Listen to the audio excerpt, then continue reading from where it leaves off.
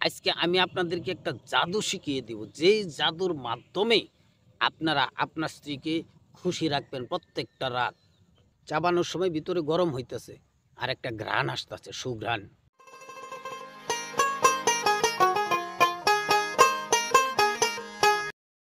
বিসমিল্লাহির রহমানির রহিম।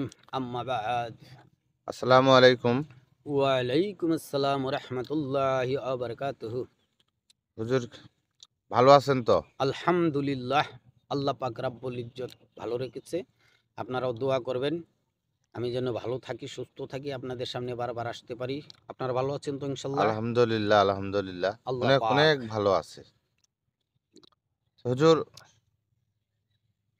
সময় করে নিয়েও কেউ আপনার কাছে আসার পরও আপনার পাওয়া যায় না। কিন্তু আজকে অনেক ভাগ্য হয়তো ভালো। এই কারণে আজকে আসার পরে আপনার বাসায় পাইছি। তো যাক,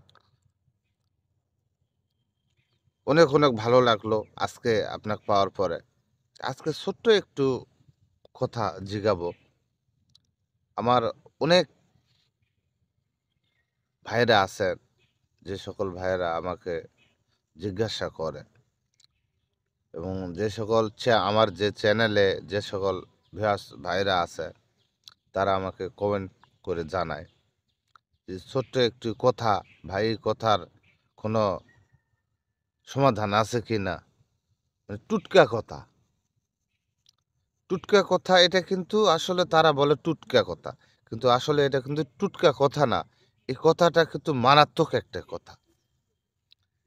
যে কথাটা আমার যে ভাইরা বলছেন যে এমন কোনো পদ্ধতি আছে কি না, যে এমন কোনো গাছগাছালি আছে কিনা যে গাছগাছালি খাইলে স্বামী স্ত্রী উভয়ে সারা রাত্র এনজয় করতে পারবো, বা সারা রাত্র স্বামী স্ত্রীর দৈহিক মিলন করতে পারবো। এরকম কোনো পদ্ধতি আছে কিনা আমার যে চ্যানেলে যে সকল ভাইরা আছেন আমাকে কমেন্ট করে আর কি জানায়। আমি কইছি যে হ্যাঁ, আমার একটা হুজুর আছেন, তার কাছে আমি যদি যাই অবশ্যই আমাকে সে অবশ্যই এই কাজের সমাধান বের করে দিবে। আজকে আপনার কাছে উদ্দেশ্য করে আসা এই একটা কথা নিয়ে যে এর কোনো সমাধান আছে কি না, যে স্বামী স্ত্রী সমস্ত রাত যাবে আমরা এনজয় করব, সমস্ত রাতে আমরা স্বামী স্ত্রী উভয়ে হাসি খেলে থাকবো। এর কোনো পদ্ধতি আপনার কাছে আছে কি না, কোনো যদি থাকে তো অবশ্যই আমার দর্শকদের জন্য আপনি একটু বলবেন। ধন্যবাদ, সহস্র ধন্যবাদ। আসলে আপনি একটা সুন্দর প্রশ্ন করেছেন। কারণ আল্লাহ পাকের সৃষ্টি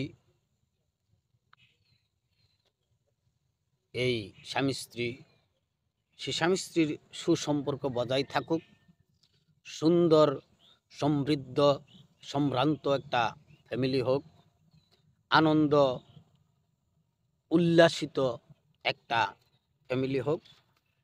আমি চাই এটা সবসময় হাসি খুশির মাধ্যমে ফ্যামিলিটা চলাফেরা করুক, এই মাধ্যমটা আমি চাই। তো আপনার যে প্রশ্নটা হচ্ছে যে এনজয় করা, জি। আনন্দ ফুর্তি করা, এটা আসলে আল্লাহ পাকের একটা নিয়ামত, আল্লাহ পাকের একটা কুদরতি ব্যাপার। আসলে আল্লাহ পাক যে স্বামী এবং স্ত্রী সৃষ্টি করেছে, এটা কিন্তু সৃষ্টির একটা নীলার জন্যে। কারণ স্বামী স্ত্রীর মাধ্যম দিয়ে আল্লাহ পাক এই পৃথিবীতে জনবসতি বাড়াবেন। আর সেই ক্ষেত্রে স্বামী স্ত্রীর যে দৈহিক চাহিদা রয়েছে, সেই চাহিদার একটা আশা আকাঙ্ক্ষা রয়েছে স্বামী স্ত্রীর মাধ্যমে। এটার একটা নির্ধারিত সময় দেওয়া রয়েছে। আপনি সেই সময় মতো আমি যে টুটকা পদ্ধতিটা দিব, যে জাদুটা দিব, সেই জাদুটা আপনারা ব্যবহার করবেন এবং ব্যবহার করার পর আপনার ইচ্ছা স্বাধীন আপনার স্ত্রীর যতক্ষণ খুশি না হচ্ছে, যতক্ষণ আপনার স্বাদ না মিটছে, আপনি ততক্ষণই আপনার কার্যে লিপ্ত থাকতে পারবেন, যদি এটা আপনারা করেন। এটা আপনাদেরকে আমি ক্লিয়ারলি বলে দিচ্ছি। তবে একটা সময় কিন্তু নির্ধারণ করেছেন আল্লাহ পাক। আপনি এই খাওয়া দাওয়ার পরেই ভরা পেটে কোনো সময় কিন্তু স্ত্রী সহবাসে যাবেন না, গেলে কিন্তু আপনি রোগী হয়ে যাবেন। বিষয়টা বুঝতে পারছেন? জি জি। যদি ভরা পেটে আপনি স্ত্রী সহবাসে যান তাহলে কিন্তু আপনি রোগী হয়ে যাবেন। কোনো সময় ভরা পেটে যাবেন না, খাওয়ার কমপক্ষে 2 ঘন্টা পর। আর প্রকৃত মহাসাধকরা বলছেন যে রাতের 12টা, 1টা, 2টা, 3টা, 12টা, 1টা, 2টা, 3টা, 12টার পর, 1টার পর, 2টার পর, 3টার পর হইলে আরো ভালো। এই সময়গুলিকে আপনাকে ফলো করতে হবে। আর বিশেষ করে যারা নতুন, যারা বিয়ে শাদী করেছেন, তারা তো আর এত সময় অপেক্ষা করা সম্ভব না। তো তারা ভরপেট খাওয়ার 2 ঘন্টা পর কিন্তু আপনারা সহবাসে যাবেন। আর যাওয়ার আগে আপনারা একটা পান সাজাবেন। এই পানটার মধ্যে সুপারি দিবেন না। সুপারি ছাড়া কি কি পদ দিবেন আমি আপনাদেরকে বলে দিচ্ছি। আর সেই পদ দিয়া আপনি পানটা চাবানো শেষ করে যখন আপনি স্ত্রী সহবাসে যাবেন, তখন আপনার যে মণি বীর্য নামক কেমিক্যালটা আছে, যেটা মস্তকে থাকে, সেটা সহজে মস্তক থেকে পড়বে না। সময় অতিবাহিত হবে, ঘন্টার পর ঘন্টা অতিবাহিত হবে, যদি আপনি নিয়ম মেনে চলেন। তো সেই পানটা সাজাবেন কেমনে? প্রথমে একটা পান নেবেন। এই পানটার মধ্যে সর্বপ্রথম সূরা ইখলাস পড়বেন 3 বার, এক নিঃশ্বাসে। সূরা ইখলাস এক নিঃশ্বাসে 3 বার পরে 3টা ফু দিবেন।